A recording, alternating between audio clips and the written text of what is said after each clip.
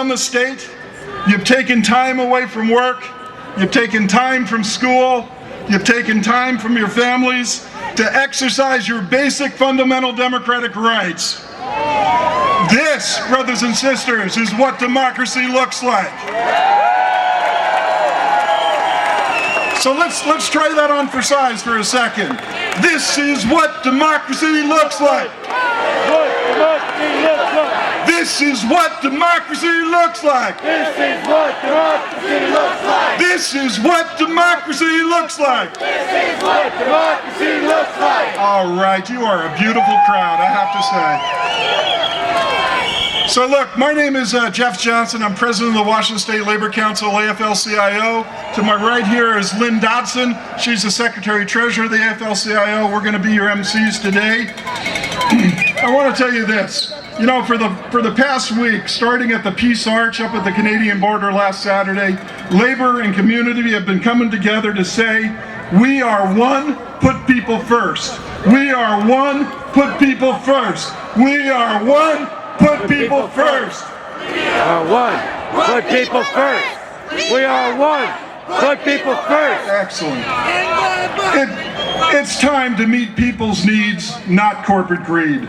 So I want to tell you, sisters and brothers, the billionaires and bankers brought our economy to its knees, and they brought about the resulting budget deficits. They treated our economy as if it were a giant casino, and they bet our industrial base, they bet our education funding, they bet our health care benefits, they bet our jobs, wages, and benefits against the House.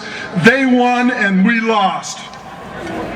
They stuck us with rising unemployment, rising poverty, rising foreclosures, and the worst distribution of income and wealth since the 1920s. Well, now they have the gall throughout this country and in the federal government. Now we're being told that we're at fault, that public servants, that's right, vote them out, there you go. They're telling us that state employees and public servants, well, their wages, their health care, and their pensions are just too high, too costly. They're telling us that the children, the poor, and the vulnerable use too much health care, too costly. They're telling us that education is just too expensive and we're going to have to raise tuitions by double digits over the next 2 years. What do we say to that? Brothers and sisters, we do not have a budget deficit. We have a social service deficit, we have a jobs deficit, we have a revenue deficit, and we have a deficit of leadership. So we've come today as labor, as community, as students, as seniors, as immigrant workers, and just plain folks to say this. It's time to put people first. It's time to make corporate Washington and the bankers pay their fair share of taxes. And this time, we will not be silenced. Because, and brothers and sisters, this is where I'm going to need your help. When I say, we are, I want you to say, union if you're a union member. I want you to say seniors if you're a senior. I want you to say students if you're a student. I want you to say community if you're a community member. And then the second time I say we are, I want you to say one. So let's give it a go. I want folks inside to hear us. I don't want them to have to come out to hear us. We are! Union! We are! Union! We are! Union! We are! Union! We are! We are! That was pretty good. But you know what? This time, brothers and sisters, I want you to bring it up from your toes, all right? Because I want the people in Madison, Wisconsin to hear you, all right? Yeah? We are! Union! We are! Union! We are! Union! We are! One! We are! Union! We are! One! Oh, that's a beautiful sound, beautiful sound. So look, this past Monday we celebrated the life of the Reverend Dr. Martin Luther King. On Monday it was the 43rd anniversary of his assassination, when he was in Memphis working with the sanitation workers to organize into the AFSCME union. And the two things that Dr. King recognized back then is, one, collective bargaining rights was a recognition that all labor has dignity. The second thing that he recognized was there were limitations in the labor movement limitations of the civil rights movement, limitations in the women's movement, and that what we really needed to do was come together as a people's movement. You know, he had an expression he used in many of his speeches, and it goes something like this: the arc of the moral universe is long, but it bends towards justice. You know, brothers and sisters, he wasn't talking about some strange laws of physics. He was talking about when we come together as a labor movement and come together with the community, that we bend that arc every time we demand social and economic justice. So what I want to do, I want us to bend that arc a little bit more today. We're bending it just by being here, but I want to ask you some questions, and I want to give you a hint. The answers are real simple. Hell no or hell yes. Okay, so work with me, all right? Will we let them take away our collective bargaining rights? Hell no! Will we let them contract out our jobs? Hell no! Will we let them cut our health benefits? Hell no! Will we let them pit private sector workers against public sector workers? Hell no! Will we let them destroy our workers' comp system? Hell no! Will we let them vilify immigrant workers? Hell no! Will we let them close our institutions for the developmentally disabled? Hell no! That's right, brothers and sisters. But should they close tax loopholes? Hell yes! Should they close the exemption for interstate banks? Hell yes! Should they close a loophole on private jets and country clubs and yachts? That's what I thought you'd say. That's right. Enough is enough. It's time to submit to the people a moral budget and a moral revenue structure. It's time to put people first. It's time to protect the vulnerable and the poor. It's time to protect injured workers. It's time to help our students. It's time to create jobs. It's time to rebuild the middle class. These things we demand in the name of the people, because we are Union! We are Union! We are Union! We are One! We are Union! We are One! All right, you know, the labor movement has a strong history of music and culture, and it's something that Janet Stecker and the Seattle Labor Corps are reviving in the state of Washington. So we brought them here today to get us rocking, to get us singing. Thank you so much.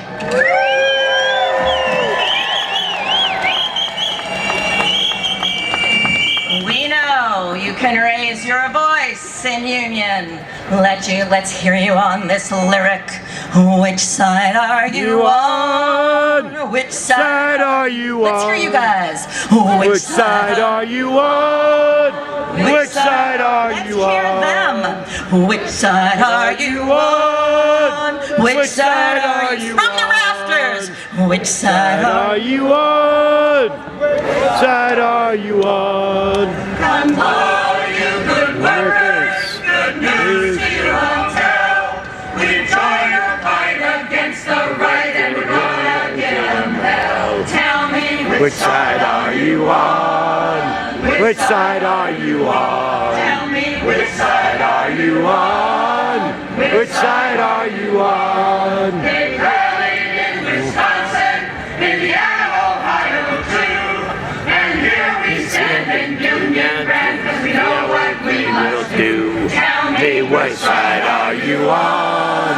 Which side are you on? Tell me which side are you on? Which side are you on? They say here in Olympia, no revenue can be seen, but they fail to close the loopholes and the budget cuts are new. Tell me which side are you on? Which side are you on? Tell me which side are you on? Which side are you on? Don't stand for this nonsense. We know the money's there. Corporate tax rates have to go. It's time they pay their share. Tell me Which side are you on? Which side are you on? Tell me Which side are you on? Which side are you on? Tell me Which side are you on? Which side are you on? Tell me Which side are you on? Which side are you on?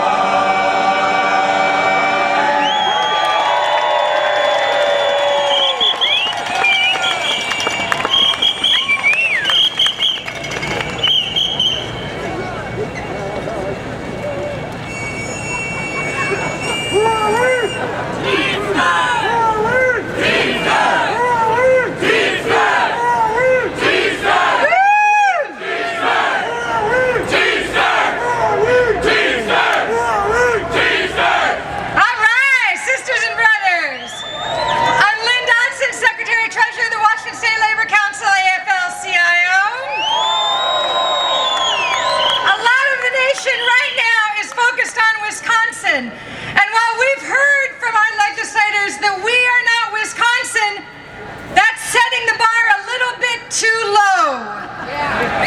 We have a democratically controlled House, Senate, and Governor's office. And still attacks on public sector workers are happening in our state too. I'd like to welcome Terry Mast from the Inland Boatmen's Union. She's a National Secretary-Treasurer of the Marine Division. After she speaks, Greg Parker, President of the Washington Public Employees Association, and then Carol Dollich, President of the Washington Federation of State, County, and Municipal Employees. They're joining us today to talk about attacks on public servants right here in our state. Give it up, Terry Mast. Thank you. You know, all week we've been commemorating the assassination of Dr. Martin Luther King. And I must tell you, there couldn't be a better way to end the week than to see all of you here today. And labor is here to affirm our commitment to continue the work of Dr. King for justice and equality for all workers. Brothers and sisters, we also gather here today to show our solidarity for the workers in Wisconsin, Ohio, Florida, and all the other states where public employees are being scapegoated for the budget crisis. And right here in Washington State, we have similar legislation that has been introduced not by the Republicans, but by the Democrats. These bills would have gutted our union contracts, and though we opened our contracts and have taken concessions to save the state over $10 million this year, it's not enough. For some, Senator Mary Margaret Haugen continues to push bills that would strip collective bargaining rights away from the MMP captains and the MEBA chief engineers. While other bills take away our right to arbitrate our grievances and take us out of the Marine Employees Commission, which is where our grievances and disputes are heard. The MEC was won in a strike back in 1980, where also the ILWU shut down the port so we could win that.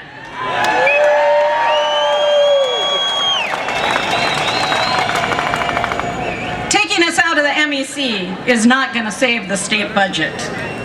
So you have to ask yourself, why the attack? We need your help to beat back this legislation, so please call your legislators and tell them not to support SB 5742 or SB 1516. We have flyers, so you can have the information. Brothers and sisters, this war on public employees is about all of us. Students, private sector, public sector. We all have to be together to fight back. The real cause of the budget deficit is the recession brought on by the greed and deregulation of Wall Street and the anti-union politicians that have been cutting taxes for corporations and the super rich. And let's not forget about the two wars that we're engaged in, draining our resources. We can't continue to elect representatives who take our money and then stab us in the back when we need them. We can't trust them to protect us. Martin Luther King said, in the end, we will remember the words of our enemies. We will not remember the words of our enemies, but the silence of our friends. So my friends, today I ask you, in the spirit of Martin Luther King, are you ready to stand up for the workers in Wisconsin? And are you ready to stand up for the ferry workers in Washington State? And are you ready to continue the dream to make Martin Luther King's dream a reality? I thought so, because in labor we have a saying, An injury to one is an injury to all. Let's work together to stop the war on the workers.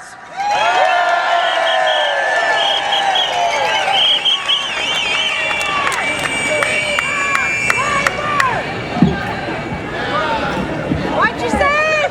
Good afternoon, union members.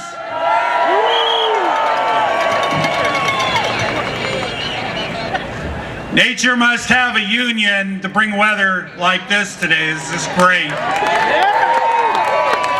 I've always wondered, and the question's answered now, what masked Yasgar at Woodstock felt going out in front of the crowd there. This is incredible. Give yourself a hand.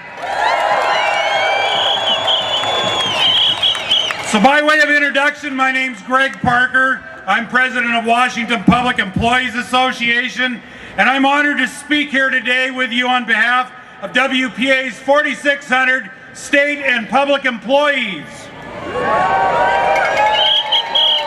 There are affluent interests and elected officials in both parties who want to see labor divided. We could work our way out of this recession if the legislature would simply close tax loopholes and insist that corporations share the sacrifice that public employees have all made. But instead, what does the legislature do? They put together an all-cuts budget and throw us the scraps and ask us to fight over the rest. They've cut public employees' salaries again and again. They have done mass layoffs. They insist you pay more for your benefits. And then they claim, what the hell, you're the problem. They insist that they better cut salaries and benefits again. They cut higher ed institutions. Our community colleges are over capacity. What's their response? Cut the services, cut the financial aid. And so what do? Let's increase tuition. So your kids and grandkids have to pay more for the education that'll help them find a earning wage job today and tomorrow. Instead of cuts to services, how about cuts to corporate welfare? Repeal the tax exemptions that you know are sitting in front of you. Be brave, put a referendum on the ballot. Do you think the citizens of this state really support getting the services that public employees provide while allowing corporate tax exemptions to continue unabated? No. We cannot let them divide us. If we let them, we will surely lose. Cuts divide us are not the solution. Union members standing strong together are the solution. Now, I'd also like to end with a quote from Dr. Martin Luther King Jr., who we know was assassinated April 4, 1968 in Memphis, Tennessee. He was there to support striking sanitation workers in a nonviolent struggle for economic justice. The quote is as follows: "The ultimate measure of an individual is not where she or he stands in moments of comfort and convenience, but where she or he stands at times of challenge and controversy." Where do you stand? What are you prepared to do? Union! Thank you.